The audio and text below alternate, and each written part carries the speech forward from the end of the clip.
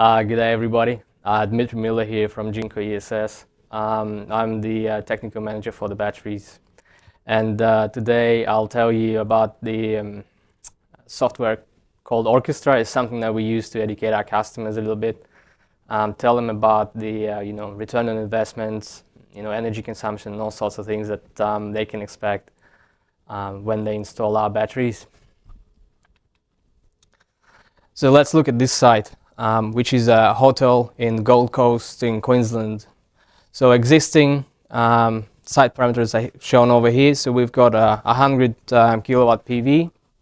There's no energy storage, and we are proposing to the customer these revenue streams, such as FCAS, which is frequency control ancillary services, arbitrage, self-consumption, a bit of peak shaving, all of these things that can help him to reduce the payback period for the batteries.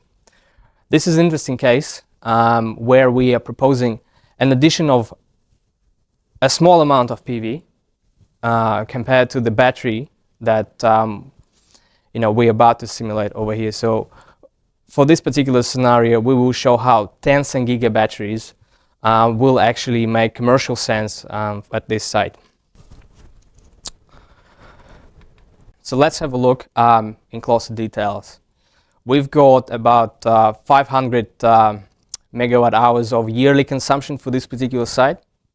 Production of solar is around 300 megawatt hours. Battery output about 330. And then grid is over there. You can see it's about 545 megawatt hours. Interestingly, you've noticed that this site is not zero input. In fact, it actually grew in terms of energy input, right? So this is an interesting case. The goal here is not to make this site independent from the grid. The goal here is to show how we can use tariffs, we can use different revenue streams acting with the grid and actually paying back for the batteries.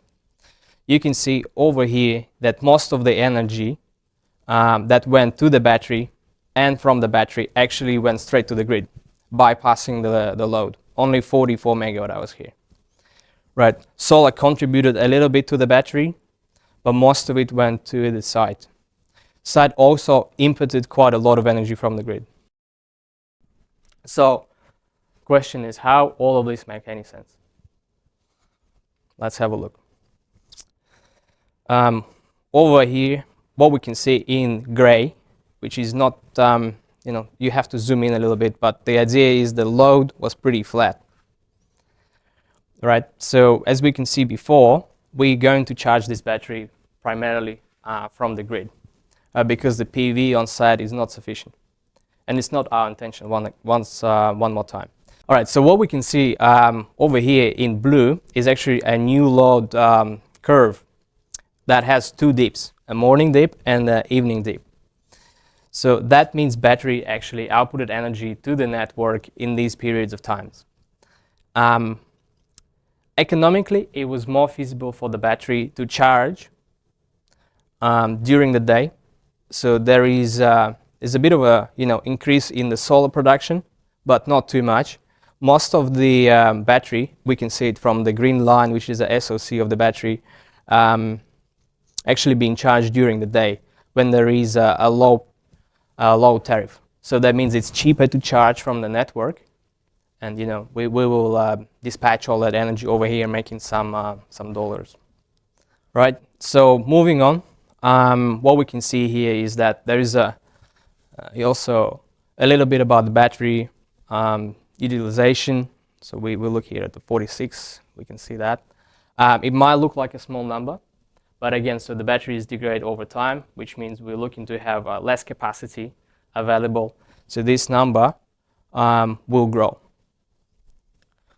So there's still, as we can see in May, there's a bit of a room for the for the battery capacity to shrink and still service the site.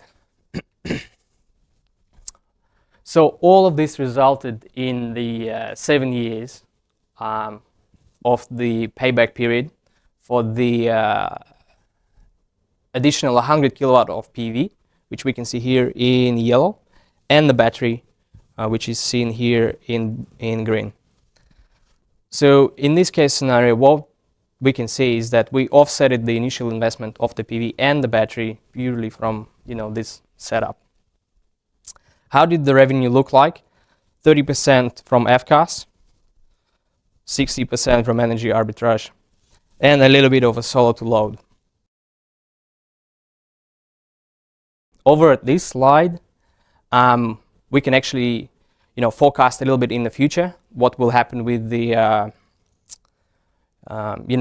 with the revenue streams in the network, right? So over there in pink, which is FCAS, we know it is a hot market at the moment, but we expect that revenues from the FCAS will actually be reduced within time.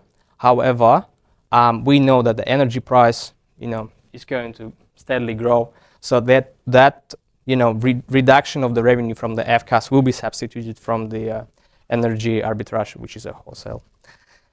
All right, and this concludes this business case and this episode of Jinko Academy.